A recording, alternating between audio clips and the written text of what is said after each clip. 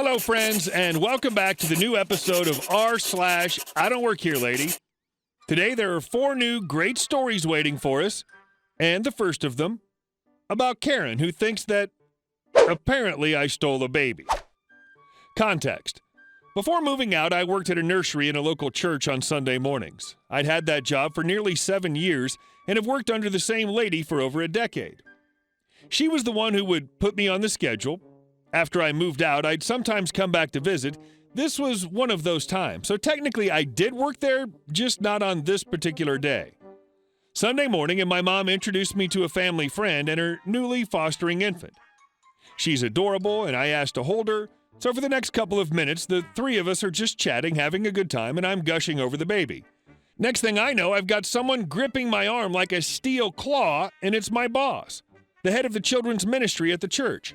She grabs me, I'm still holding the baby, by the way, and tries to pull me away while saying in a very condescending tone, "Just to let you know, all of the children need to stay in the nursery. You can't be out here socializing."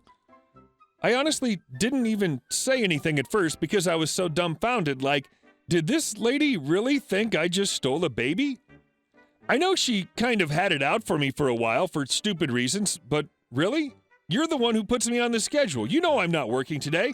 Plus, I've been working under her for over a decade, and she really thinks that I'm that incompetent that I'd leave the nursery with someone else's child just to hang out and chat?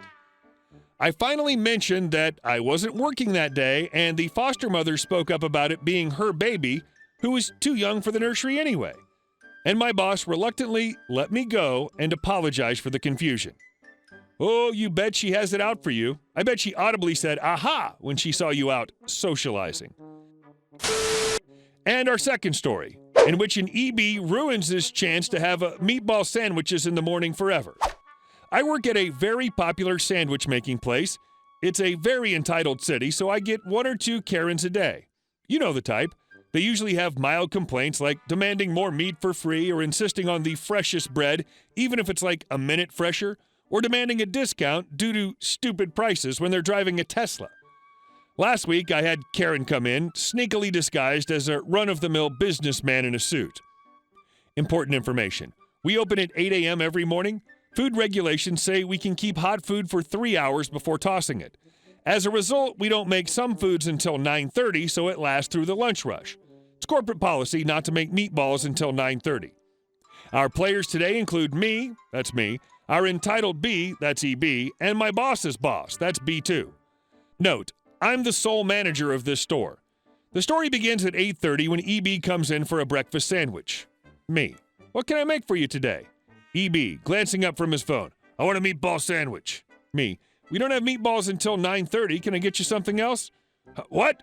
I want meatballs. Can't you just make me some? Yeah, I can't, sorry. I have X, Y, and Z meats ready if you'd like one of those. Oh, that's stupid. Why can't you just make some quickly? It can't be that hard. He put his phone in his pocket, and he's glaring at me now. I always get meatballs at the other store every week, and they have them this early. Sorry, sir, it's company. He cut me off at that point. Never mind, I'll go somewhere else.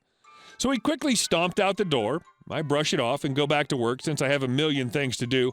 All goes well for about 20 minutes. That's when the phone rings. Good morning, this is... How can I help you? Yeah, I need to speak to the manager, now! I could tell from the tone that he was PO'd. I'm the manager. How can I help you? I need to speak to a different manager. I then put 2 and 2 together and realize who it is. I'm sorry, sir. I'm the only manager at this store. In that case, I need the number for corporate, now. I decide that my boss's boss is close enough to corporate, and I give him that number. Me. Of course, it's blank, blank, blank, blank, blank. Is this about earlier? Is there anything I can do to improve your experience in the future?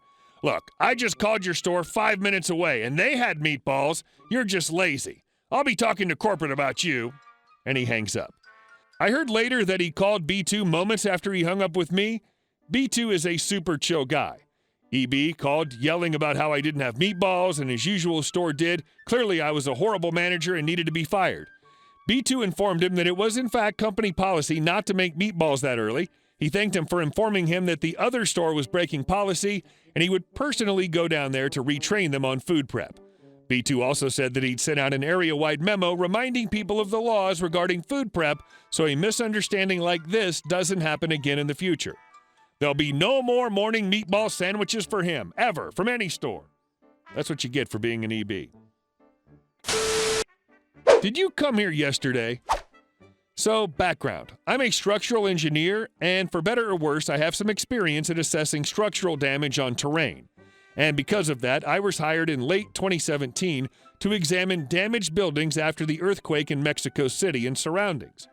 My job was to go to the property, identify and document damage caused by the earthquake or aggravated by the earthquake, and then prepare a report that would be used for insurance claims and other necessities. In theory, I had certain authority to evacuate a building, but luckily it was never necessary. Another thing I have to add is that I have a bit of a baby face. Okay, more like a lot. I easily get mistaken for someone much younger. So here I am. I was assigned to check this particular old factory during the day, a pretty big building of nearly 6,000 square meters on one of the not-so-good areas of the city. I arrive at 9:45, 15 minutes before the appointment, and the only entrance is this huge blue metal door with a smaller blue door on the corner. I go and knock on the small door, no answer.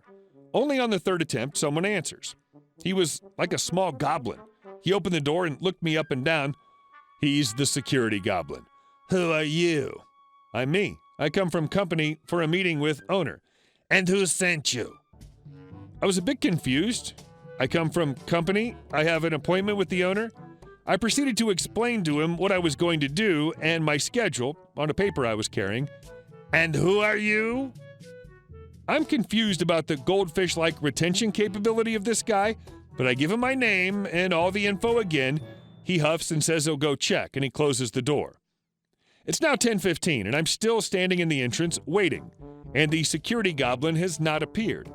At this point, I called the central office that was coordinating all the inspections, and they were frantically trying to see why I wasn't allowed to enter.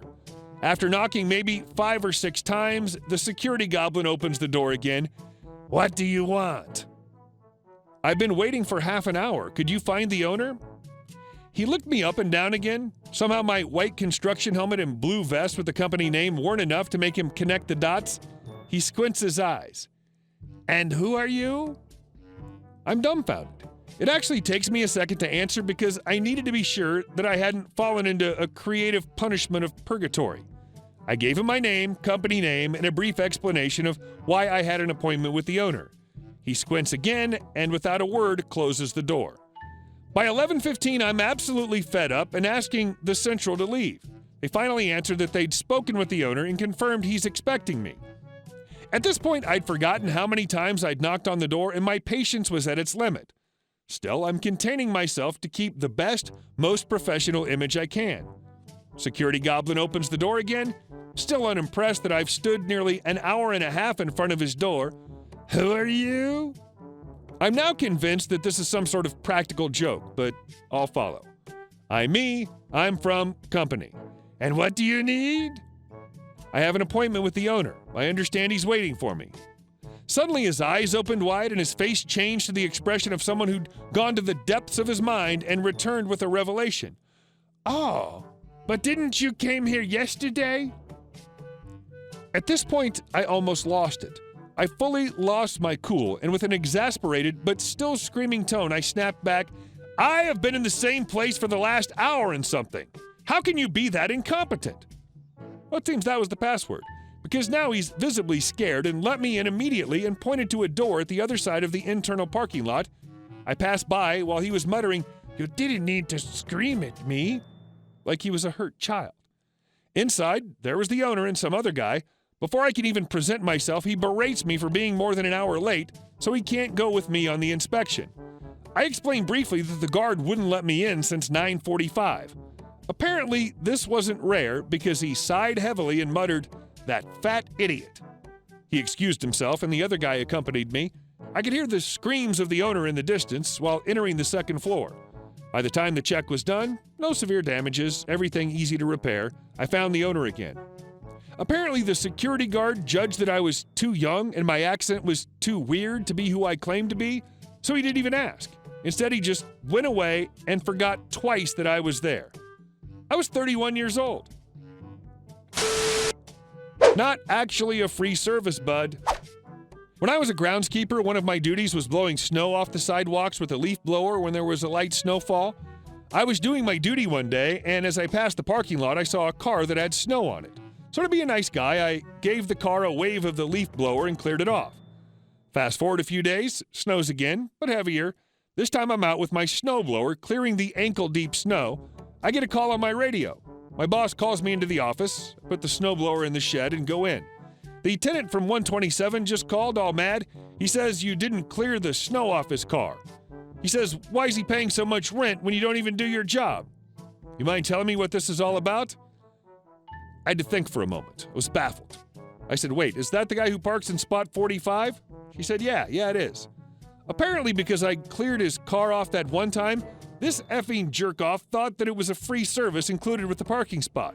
He was furious when it didn't happen in the future. Boss and I got a good laugh.